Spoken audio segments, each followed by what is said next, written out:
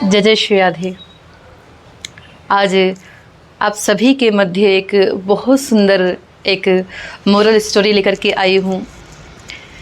कई बार कभी कभी हम भगवान पे उतना भरोसा नहीं करते जितने संसार के किसी व्यक्ति पर करते हैं।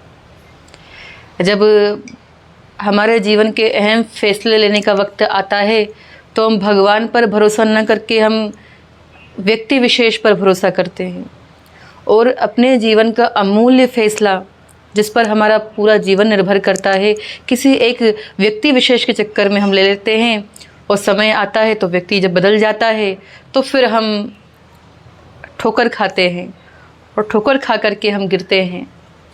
उसी ठोकर से बचने के लिए ये मोरल स्टोरी है कि किस प्रकार से हमें अपने जीवन के अहम फैसलों को लेना चाहिए।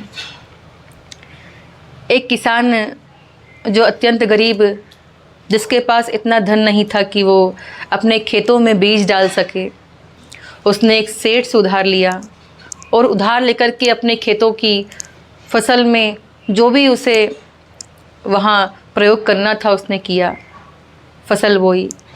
लेकिन संयोग से उस गांव में उसी वर्ष अकाल पड़ गया और जब अकाल पड़ा तो सारी इसकी जो भी खेती थी वो नष्ट हो गई। जब नष्ट हुई तो अब धन कहाँ से आए, क्योंकि सेठ को धन लौटाना है। सेठ को पता लगा कि इसके पास धन नहीं है, ये धन देने वाला नहीं है। सेठ जी घर पर आए, खूब हंगामा किया। हंगामा सुनकर के जो उस किसान की बेटी थी वो बाहर आई। उसने देखा कि पता नहीं कौन है जो पिताजी से इतना झगड़ा कर रहा है। लेकिन जैसे ही उस सेठ की नज़र उसकी बेटी पर पड़ी तो उसके मन में बड़ा ही गलत विचार आया कि जो किसान है वो तो मेरा पैसा देने से रहा, क्यों ना मैं इसकी बेटी से विवाह कर लूँ। लेकिन सेठ गांव में बड़ा जाना माना था। उसको लगा कि जब गांव वालों को पता लगेगा तो मेरी गांव में बड़ी बदनामी होगी। इस डर से उसने किसान से कहा कि मैं तुम्हें एक और उपाय देता हूँ। अगर तुम चाहते हो कि तुम्हारी बेटी का विवाह मुझसे ना हो, तुम्हें धन भी ना देना पड़े, तो एक ही उपाय है। सेठ जी एक झोला लेकर के आए और वहाँ नीचे कुछ पत्थर पड़े हुए थे सफ़ेद और काले रंग के। तो सेठ जी ने उसमें से एक काला पत्थर लिया और एक सफ़ेद लिया और उस बेटी से कहा कि यदि तुम चाहती हो कि तुम्हारा विवाह मुझसे ना हो तो देखो, एक पत्थर काला है, एक सफ़ेद है।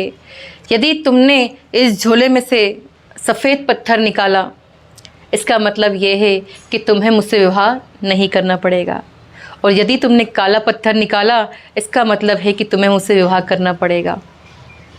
अब तुम्हारे पास में तीन ही स्थिति है, या तो तुम अपने पिता से कहो कि मेरा धन लौटा दे, जो कि संभव नहीं है। तीसरी स्थिति है कि या तो तुम मुझसे विवाह करो, और तीसरी जो स्थिति है वो ये है कि अगर दोनों ही काम नहीं हुए तो फिर तुम्हारे पिता को दंड भुगतना पड़ेगा। बेटी थोड़ा सा घबराई कि अब मैं क्या करूं, क्योंकि मुझे तो विवाह इससे करना नहीं है। तो कहा कि तैयार तो होना पड़ेगा, क्योंकि मेरे पिता मजबूर हैं। तैयार हुई, सेठ ने 2 पत्थर लिए। तब उस बेटी ने देखा कि जो सेठ जी पत्थर डाल रहे थे ना, वो दोनों ही काले हैं, अथवा उसे विवाह करना पड़ेगा। लेकिन वो बोल नहीं सकती है कि सेठ जी बेईमानी कर रहे हैं। चुपके से सेठ जी ने दोनों पत्थर काले डाल दिए। उसने सोचा, अगर मैंने सबसे कहा कि इन्होंने बेईमानी की है तो पुनः वही स्थिति आएगी, सफ़ेद और काले पत्थर की, विवाह करना पड़ेगा, क्या करूं। उस बेटी ने क्या किया, उस झोले में हाथ डाला, जैसा कि कहा गया था कि तुम्हें एक पत्थर निकालना है। हाथ डाला, पत्थर निकाला। अब अचानक से उस बेटी ने ऐसा व्यवहार किया कि मानो उसको चक्कर आ गए हो और ज़मीन पर गिर गई। पत्थर हाथ से छूट गया। सेठ जी ने कहा, मूर्ख हो तुम, अब कैसे पता लगेगा कि तुमने जो पत्थर निकाला था वो कौन से रंग का है। बेटी होश में जब आई तो उसने कहा कि सेठ जी, आप भी कैसी बातें करते हैं, झोले में 2 ही तो पत्थर हैं, एक सफ़ेद और एक काला। अब जो पत्थर मैंने निकाला था वो गिर गया है, तो स्वाभाविक सी बात है कि जो पत्थर इस झोले में है वो उस पत्थर के विपरीत होगा।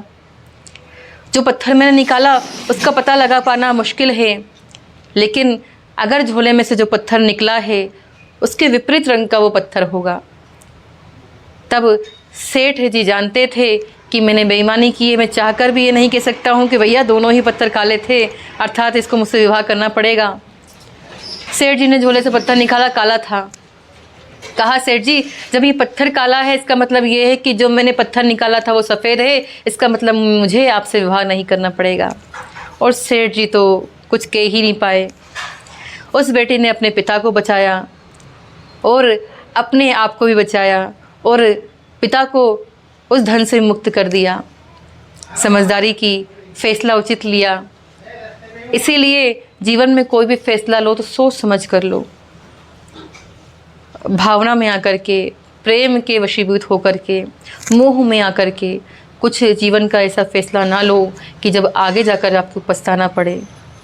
कई बार जीवन के अहम फ़ैसले हम दुनिया वालों के दबाव में आकर के लेते हैं, परंतु याद रखिएगा यदि आपका वो फ़ैसला सही होगा तो आने वाले समय में दुनिया के लोग आपके साथ होंगे। अगर वो फ़ैसला आपका गलत होगा तो यही दुनिया के लोग जो आपके ऊपर दबाव बना रहे हैं ये आपका साथ छोड़ देंगे।